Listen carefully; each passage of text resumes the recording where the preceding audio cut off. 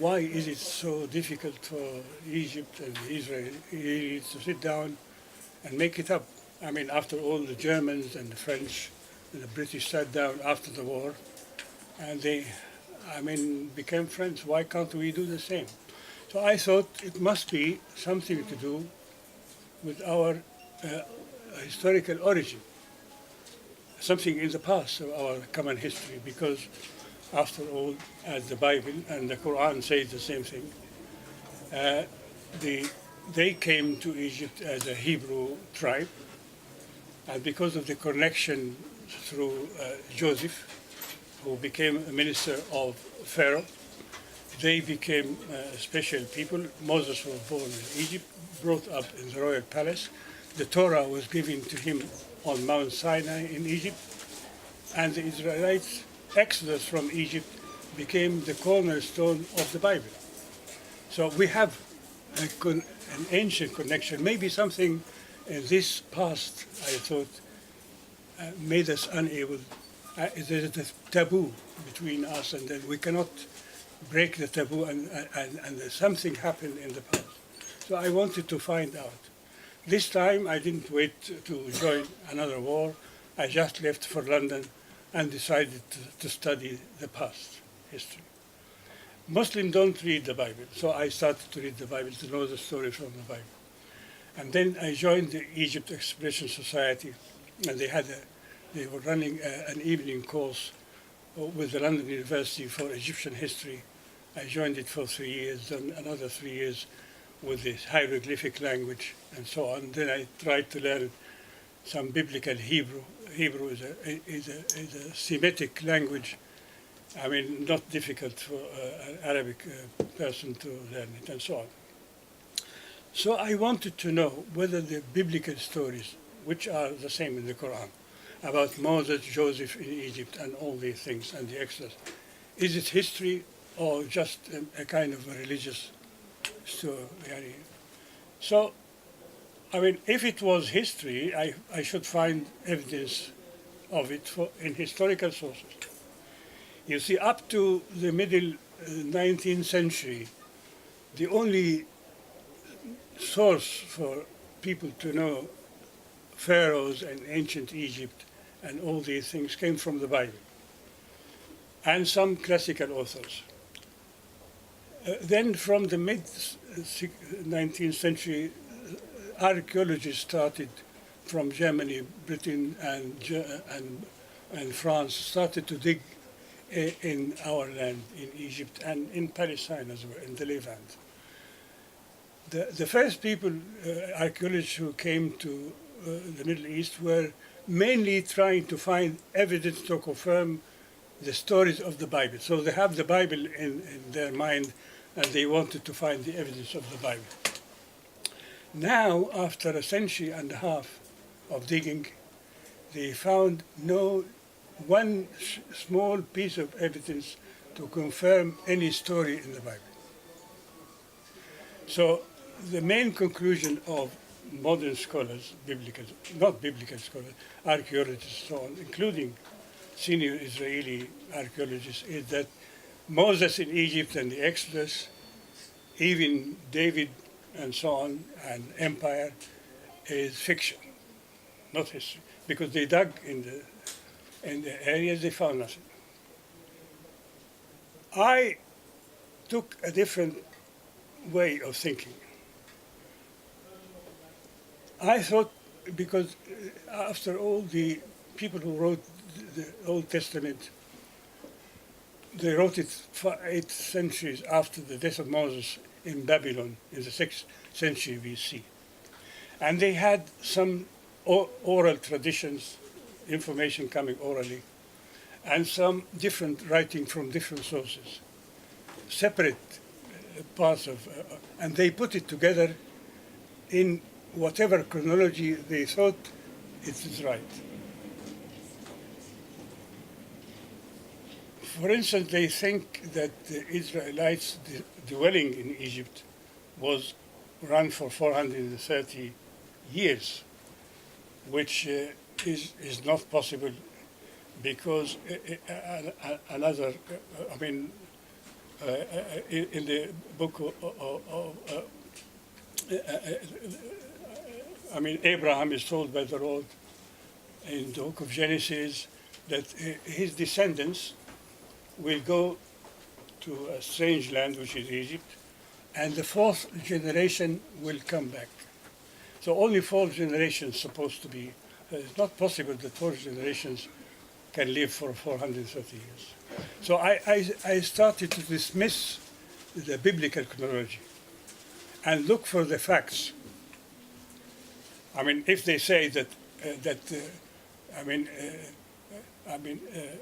David established an empire between the Euphrates, the river Euphrates in northern Syria, and the Nile, then I look for the empire rather than, because David is supposed, according to the Bible, to have lived during the 10th century BC.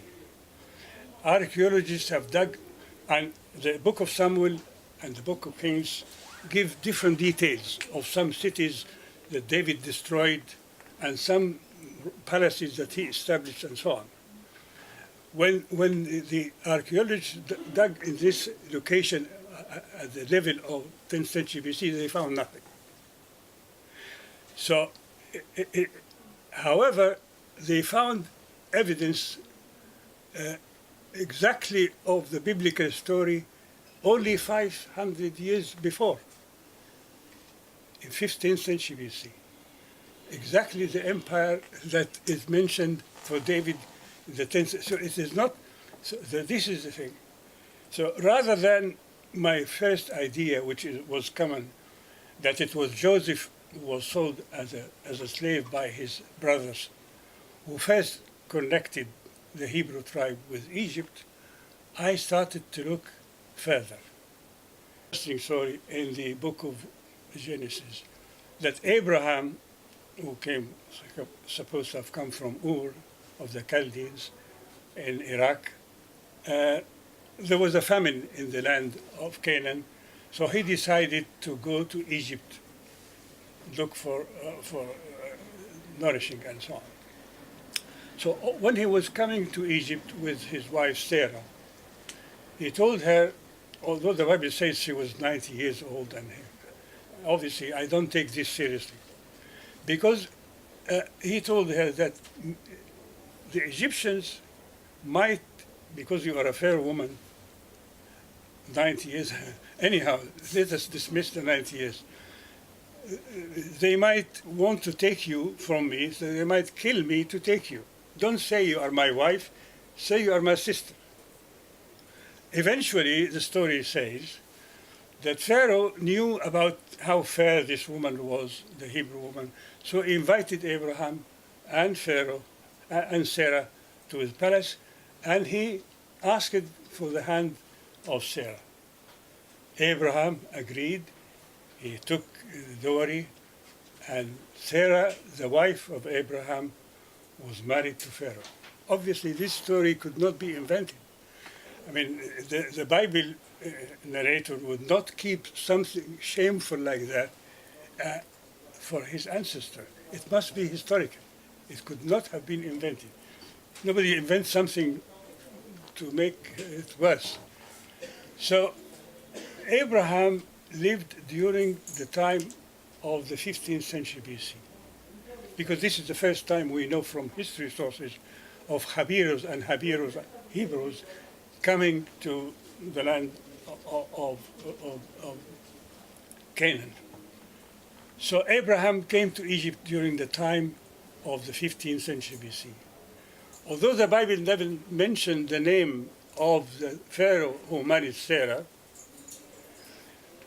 his name, the name of the empire, is Thutmose III. The only empire, the first and only empire established in the whole area was established by a pharaoh of the 18th Dynasty called Thutmose III. So when Pharaoh realized that Sarah was not his sister but his wife, he asked Abraham, why did you tell me that? Why did you deceive me? Take Sarah, your woman, and go back. when she got back to Canaan, she became pregnant. Now, whose son is her child? I mean, she's married to two men, Abraham and Pharaoh. Although the Bible says that Abraham was the son, was the father, but the Bible mentions things, I mean, some events that you cannot really accept that the father would do that. For instance, the first thing he did is he took the child, Isaac, when he was born, and he wanted to slaughter him. I mean, no father would do that unless he thought this is the son of sin. Again, while Sarah was pregnant, the Lord tells Abraham, I make a covenant with you and your people. And the only condition for this covenant is that you and all males in your house should be circumcised. Until that time in history, only Egyptians were circumcised. So the covenant between Lord and Abraham is to make him and his people Egyptianized. Very strange. And then again, the Lord tells Abraham, this is from the Bible, I mean, to your descendants, I give the land from the river Nile to the river Euphrates. This is the borders of the Egyptian empire of Thutmose III of the time. But not to all to your sons, because Abraham had a son from Hagar, Ishmael, and he has 6 other sons for another woman he married called Keturah. He married a woman called Keturah from northern Arabia, and she produced 6 male sons for him. So, but the Lord tells him that only Isaac, the son of Sarah, and his descendants should inherit the land. It indicates obviously that Isaac was the son to inherit, the son of Pharaoh. Then again, from that time onwards, nobody would be, until this day, nobody can be accepted as a Jew unless his mother was a Jew, not his father. So the line of descent came through the mother since that day. So I believe in this case it made me, and also the Talmud, which is a very holy book of the Jews, says that when Abraham made a celebration for the birth of his son, the people of his town were laughing. They said, he doesn't even look like him. They didn't believe, according to the Talmud, that he was the son of Abraham. For all these reasons, I came to think that, I mean, Pharaoh is the son, is the father of Isaac. And obviously, Isaac was the father of Jacob, who became Israel. So the Israelites had a Hebrew mother, Sarah, and Pharaoh was their father.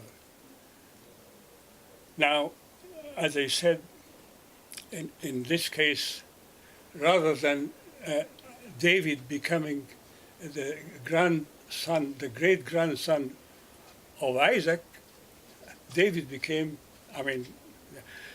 the reason I realized that made Egyptologists or generally archaeologists unable to reach any evidence of the biblical account is the fact that the Bible confuses the chronology. It puts different things in different times. So if you look at the wrong place at the wrong time, obviously you find nothing. So I dismissed completely the biblical chronology, and I started to look for the event. They are talking about the empire, when did the empire exist, and so on. So in this case, I found at the end of the day that all the biblical stories have real historical background or origin, although obviously with the miraculous events and so on, it's different. The Bible talks a religious book, not a historical book. But the core of the biblical story about Moses in Egypt and the Exodus and all these things become. Sorry. Now, it is supposed that after the death of David, his son Solomon inherited the empire. The empire was already established, great empire. And again, the archaeologists never found any evidence of Solomon's empire. But if you read the story of Solomon in the Bible and compare it with the story of Amenhotep III, the great-grandson of Thutmose III, you find exactly the same. The guy inherited, both of them inherited a great empire without having to fight. Both of them became very rich. Both of them married the daughter of Pharaoh and many other princesses. Both of them built a great temple.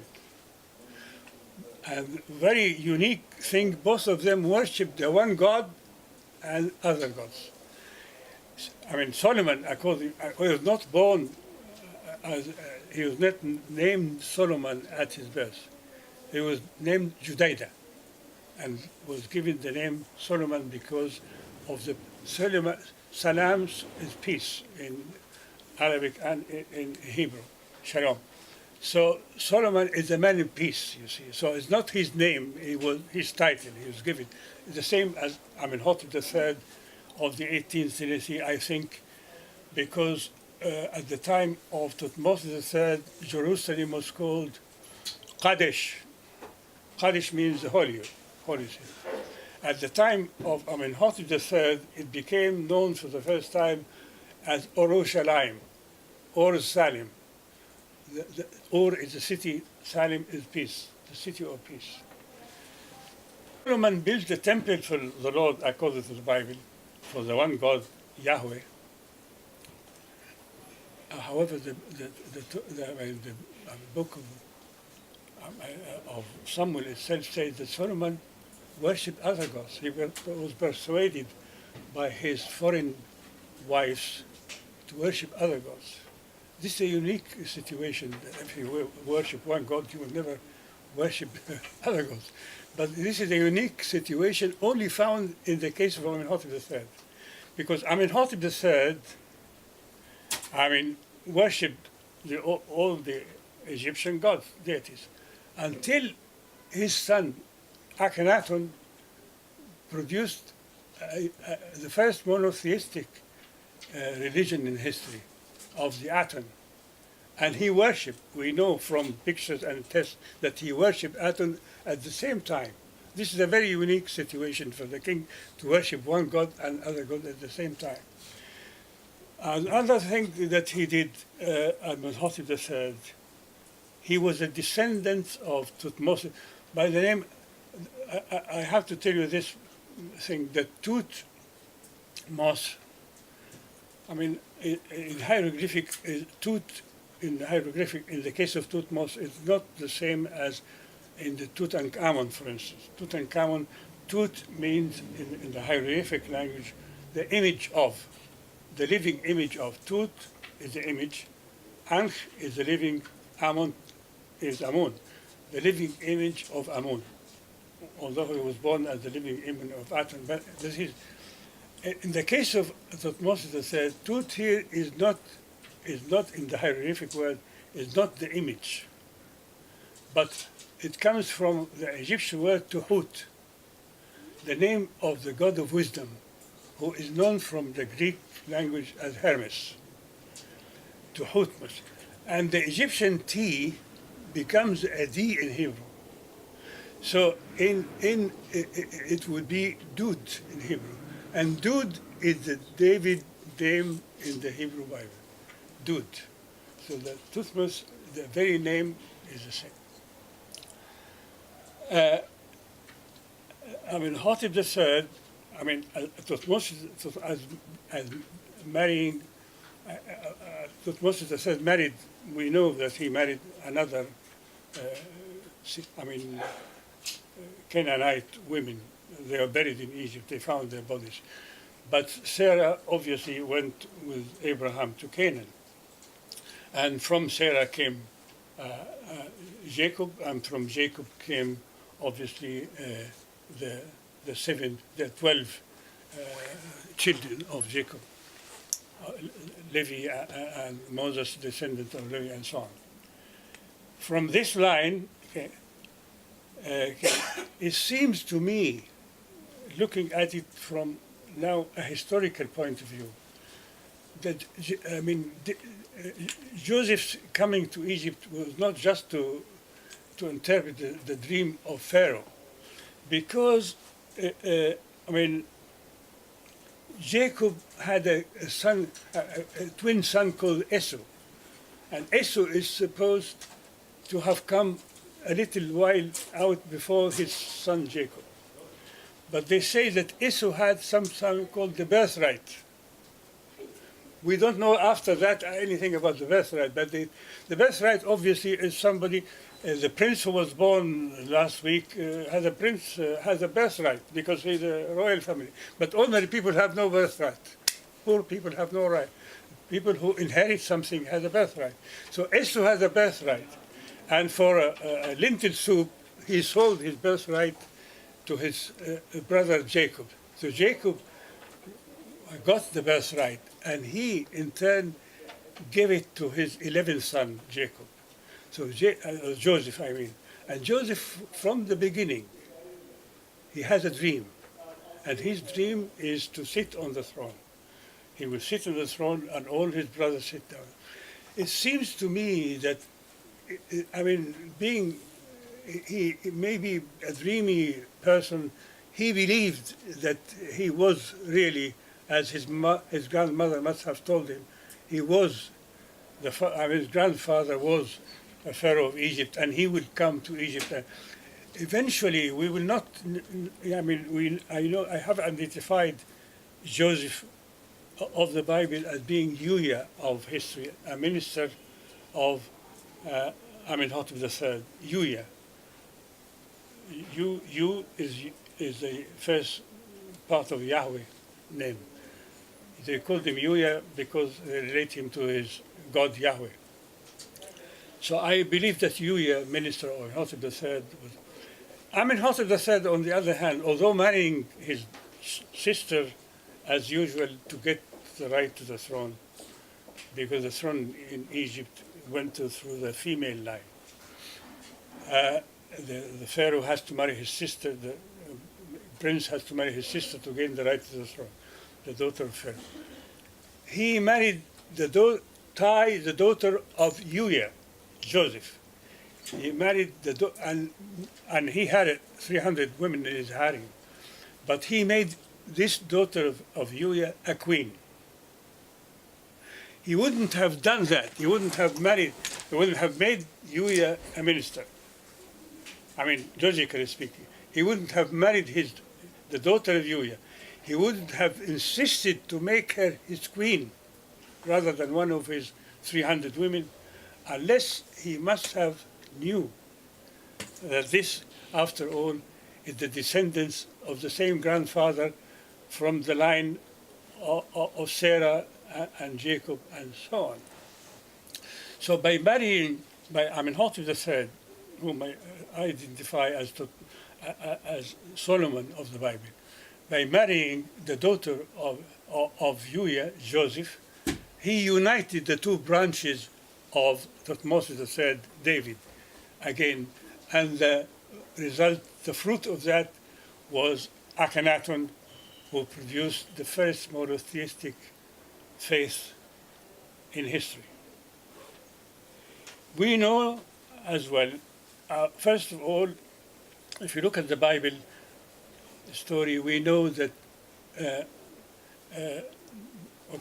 that David took the Ark of God to Jerusalem.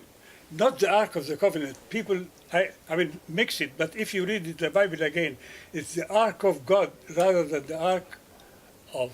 We know that Thutmose III, when he encircled the town of Megiddo, For 7 months he stayed in Jerusalem with the Ark of Ammon, the Ark of his god Ammon, who put on the rock for 7 months where he was waiting for the town of Megiddo to fall down and go to Canaan. So the first ark to enter Jerusalem was the Ark of historical David, Tutmosis III, the Ark of Ammon. On the same place, Amenhotep III, Solomon, because he had a military garrison in Jerusalem on the rock. He established for them on the same location as the rock, because the rock was holy for everybody there. The natural rock is a holy rock. He established a temple, a small shrine by historical temple. However, I do believe that the temple that was built by Solomon, the details of it, with the 2 columns in front of was built in Egypt and not in Jerusalem. Thank you. No, I don't speak with it fluently, but I can read the text. What I need, I don't need to speak, because the Hebrew now is different. The people coming from Poland and so on made a development in the Hebrew language. But I need to translate text, because I realize, for instance, in the King James Bible, the people who made the translation, morally speaking, thought that Sarah, the wife of Abraham, should not marry. So they allowed themselves to change the Hebrew origin, and they said, why, Pharaoh saying to Abraham, why did you not tell me that, so I could have married her? While in Hebrew, that I married her. So I needed to verify it to be sure from the origin. That's why I need the text to read, not to speak the language. So that Akhenaten is Moses as well? Yes.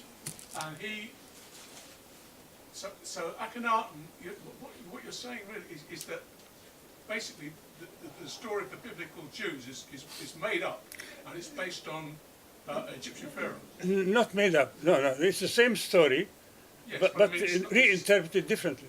And Moses was not a Jew. He was an Israelite. Judaism as a religion and as a nation started only in the 5th century, 8 centuries after Moses. Moses is an Israelite, not a Jew. The Jews come from descendants of David a long time. Only 5th century BC, Judaism started. We have the Old Testament as the history of the Jewish people. So you're saying it's really a rearranged history of the pharaohs. The stories are put in the wrong, different locations.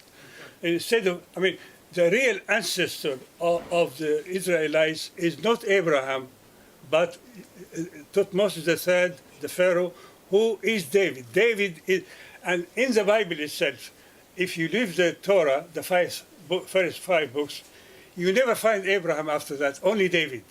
David is the real ancestor of the Israelites, after the first 5 books. So the time orders... They changed the time in order to hide the Egyptian origin of their grandfather. Not the Luxor Temple as such, because... But the one near it? Yeah, Amenhotep III built many temples. One of them is the Temple of Luxor. But according to the Bible, he built a house for himself and his family, and next to it a temple. And that is the temple on the west bank, which is a temple for him, his own image, which is the Memnon statues standing, 2 Memnon statues still standing in front of it. This is the great temple, and if you read, it was discovered by an American archaeologist. He dug this. It's exactly the same description as the Bible described the Temple of Solomon. That's in Egypt, but not in Jerusalem. So you've been digging in the wrong space? Yeah, not in Jerusalem. That was in Egypt, yes. Although, as I told you, Amenhotep did made a small shrine in Jerusalem. No, contemporary with Abraham, not before him. Both of them lived at the same time. Joseph, David, and Abraham were contemporary. Okay. Yeah. Go together.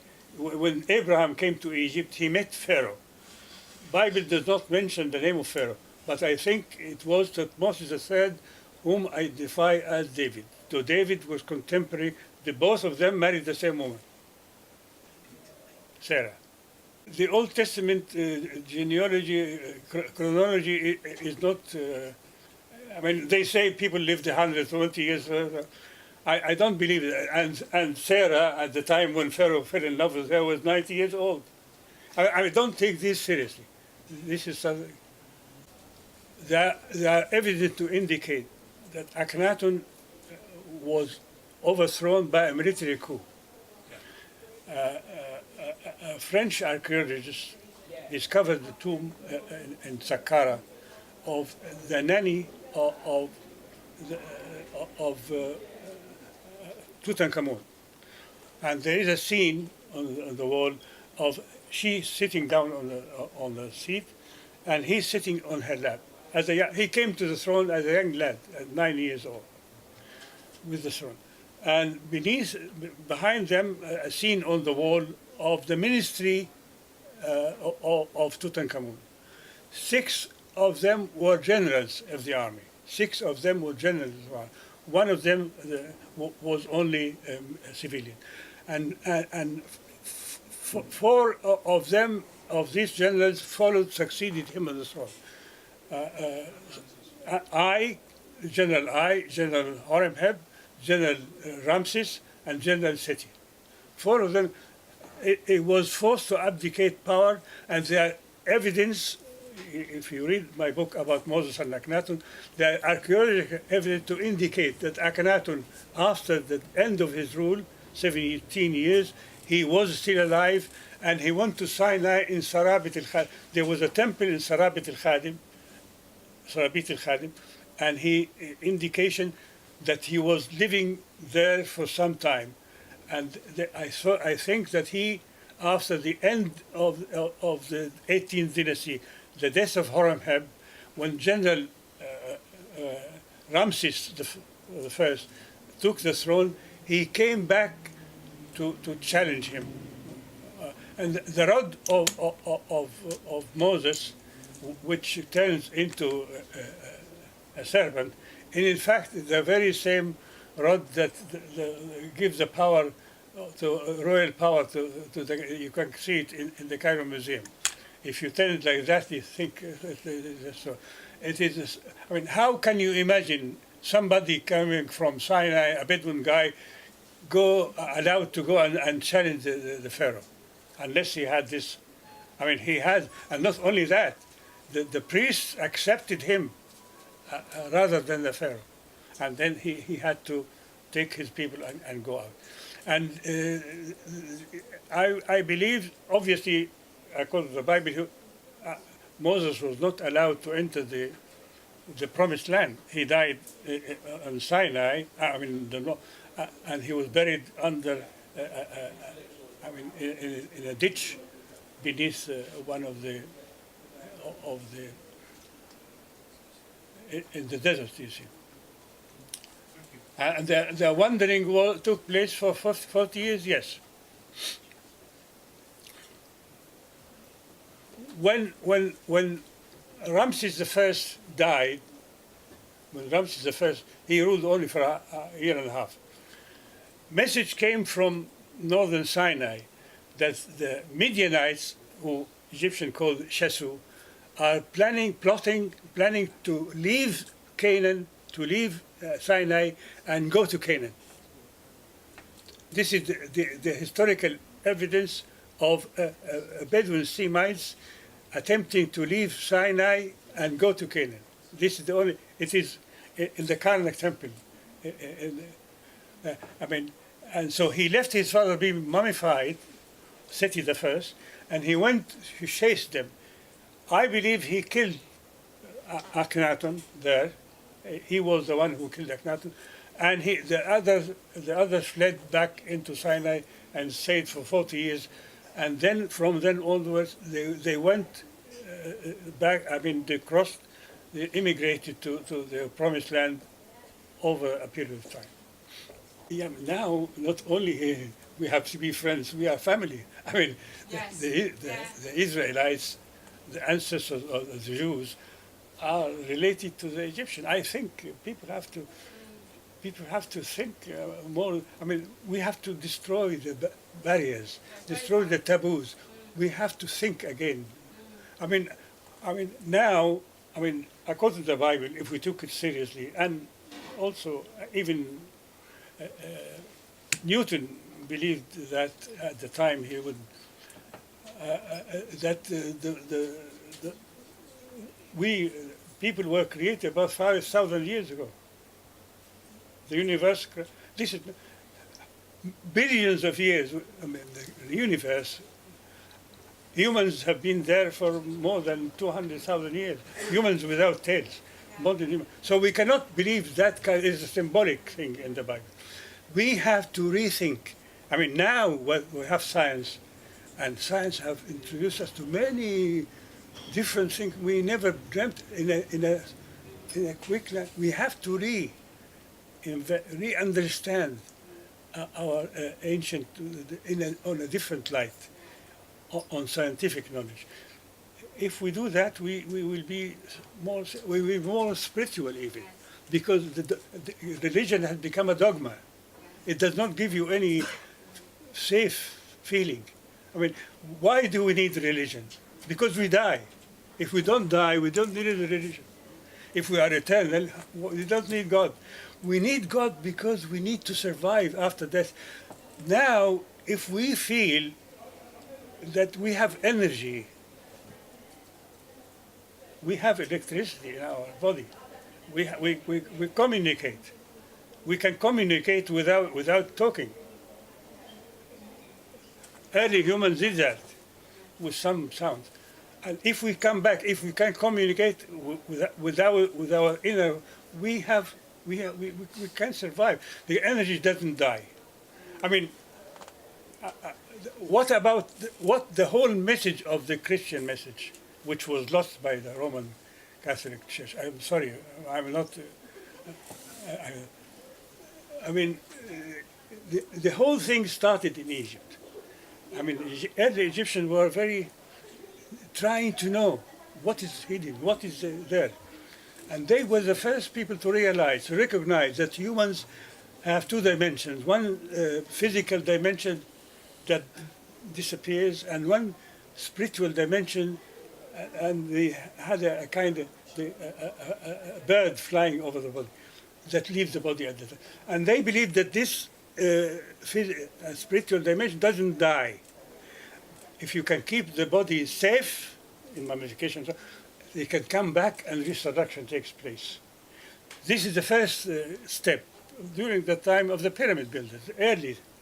Later on with Akhenaten, when he was challenged because he was not the legitimate son of Ammon, he himself, this is a unique moment in history, really breasted the American thing, called him the first, individual in history, because he was the first person to realize that not only humans have two dimensions, the physical universe, the cosmos, has also a spiritual dimension. Call it God. He called it atom, energy, light. I mean, they can call it God, the philosophers call it mind, whatever it is, but a different dimension. With the early Christian history, when we come to different realization, it took place during more than 1,000 years within the cult of Isis, who is supposed to have revived Osiris after being dead. It came to believe that if you were to wash yourself in the Nile water, wash yourself meaning get rid of all what you think of, and believe in something, then you are reborn again. The idea is who saw Jesus Christ risen from the dead? Nobody. I mean, St. Paul says it was not flesh and blood that they encountered. St. Paul, who the first one to extend the Christianity into the Gentile, he never saw Jesus Christ, and he was the first one. It was not the so if you when you can accept, mentally speaking, that Jesus, this man, has risen from the dead, it is there and then that your third eye has opened, and you have reached heaven. You never die, because you recognize that within you there is part of the universe. Death is just a reunion. And I have heard of some people saying that they have filmed of some kind of special kind of filming, some energy leaving body at the time. This is the spirit, and it has never died, didn't disappear, just reunites. So we need salvation in the sense of feeling that we are eternal. We are not just turning to another form. You see, religion makes us hate each other, want to fight each other. I think we need to get reborn again with the Christian message, the early Christian message again. We have to reborn. On that note, I think we should